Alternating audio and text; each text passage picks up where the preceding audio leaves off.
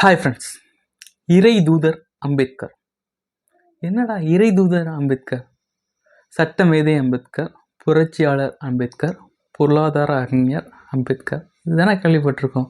அது என்ன இறை தூதர் அம்பேத்கர்? ஆமாங்க, கடவுளோட படைப்பில் நம்ம எல்லாம் இந்த உலகத்தில் பிறந்திருக்கோம். நம்மளுக்குன்னு ஒரு வேலை கடவுள் நிர்ணயிச்சிருப்பார். அதை நம்ம அடைஞ்சோமா இல்லையா, நம்ம வாழ்க்கையை முழுமைப்படுத்துகிறோமா இல்லையான்னு நிறைய பேர் அதே மாதிரி முழுமைப்படுத்திருக்க மாட்டாங்க. புத்தர், இயேசுபிரான், நபிகள் நாயகம் இவங்களும் இந்த உலகத்தில் புரிஞ்சு இறை தூதராக அவங்க வந்த வாழ்க்கை எதுக்கு வந்தாங்களோ அதை முழுமை அடைஞ்சிட்டாங்க. அதே மாதிரி தாங்க அம்பேத்கரும். அவர் உலகத்தில் எதுக்காக பிறந்தாரோ அந்த வேலையை செவ்வனே செஞ்சிட்டார். ஆமாங்க, அம்பேத்கர் மத்திய பிரதேசத்தில் அம்பாவாடை கிராமத்தில் ராம்ஜி சக்பால் பீமாபாய் அவங்களோட 14வது குழந்தையா அம்பேத்கர் பிறந்திருக்காங்க.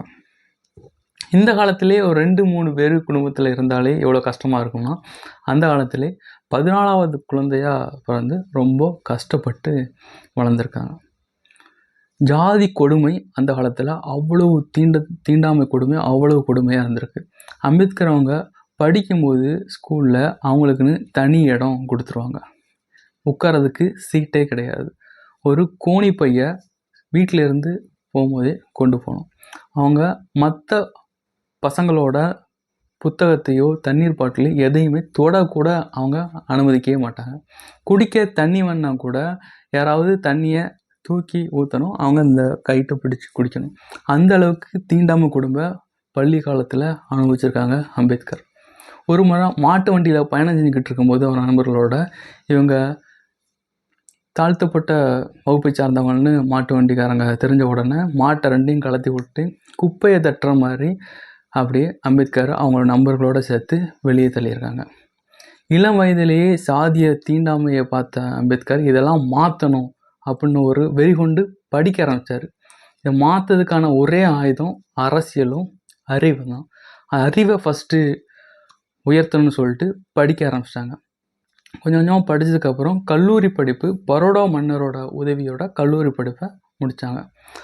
1913ஆம் ஆண்டு பரோடா மன்னரோட உதவியோட அமெரிக்காவுக்கு உயர்கல்விக்காக படிக்க போகிறாங்க. இந்தியாவிலிருந்து அப்போது இங்கிலாந்துக்கு தான் படிக்கிறதுக்கு நிறைய பேர் போவாங்க.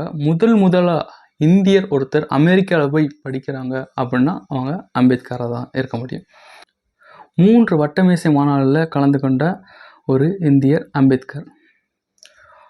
இந்த தீண்டாமை ஒழிக்கணும்னா என்ன கிடைக்கணும் அவங்களுக்குன்னா, ஃபஸ்ட்டு கல்வி கிடைக்கணும். 2வது அரசியல் அதிகாரம். இது 2 தான் தீண்டாமையை ஒழிக்கும் அப்படின்னு அப்போவே தெரிஞ்சுக்கிட்ட அம்பேத்கர் அதுக்கான முழு முயற்சியில் இறங்கிட்டாங்க. முழு நேர அரசியல் கல்வி பணியில் இறங்கிட்டாங்க. எல்லாத்துக்கும் அம்பேத்கரோட சட்ட பணிகள் தான் தெரியும். சட்ட மேதை அம்பேத்கர் அப்படின்னு எல்லாத்துக்கும் தெரியும். பொருளாதார அறிஞர் அம்பேத்கர் யாருக்காவது தெரியுமா? ஆமாங்க, மிகப்பெரிய பொருளாதார அறிஞர் அம்பேத்கர். இப்போ உள்ள ரிசர்வ் பேங்க் ஆஃப் இந்தியா அம்பேத்கரால் தான் உருவானுச்சு அப்படின்னு சொன்னால் நம்புவீங்களா? ஆமாங்க, 3 புத்தகம் அம்பேத்கர் அவங்க எழுதியிருக்காங்க. கிழக்கிந்திய கம்பெனி நிர்வாகமும் நிதியும் முதல் புத்தகம். 2வது புத்தகம் பிரித்தானிய இந்தியாவின் மாகாணங்களின் நிதி பரவல்.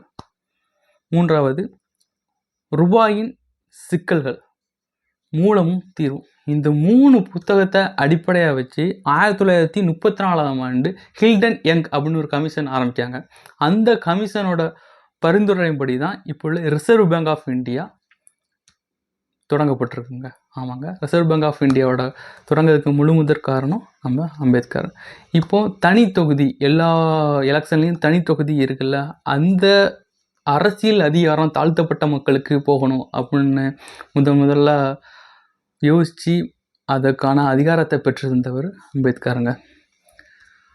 கற்பி ஒன்று சேர் புரட்சி செய் அவரோட வாசகத்தில் எனக்கு பிடிச்ச வாசகம் ஏங்க, ஃபஸ்ட்டு கல்வி அறிவை எல்லாத்துக்கும் கொள்ளணும். 2வது ஒன்று சேர், எல்லாத்தையும் படித்தவங்க எல்லாத்தையும் ஒன்று செய், அதுக்கப்புறமா புரட்சி செய், அதுதான் புரட்சியாக இருக்கும். கல்வி அறிவு இல்லாமல் நீங்கள் ஏதாவது செஞ்சீங்கன்னா ஒரு கலவரமாக தான் இருக்கும். கல்வியறியோடு எது செஞ்சாலும் அதுதான் புரட்சியாக இருக்கும் அப்படின்னு சொன்ன அம்பேத்கரோட நினைவு தினம் டிசம்பர் 6ஆம் தேதிங்க. ஆமாங்க, இறைதூதர் அம்பேத்கர். அவர் இந்த உலகத்துக்கு எதுக்கு பிறந்தாரோ அந்த வாழ்க்கையை முழுமையாக வாழ்ந்துட்டு போயிட்டாருங்க. நன்றி.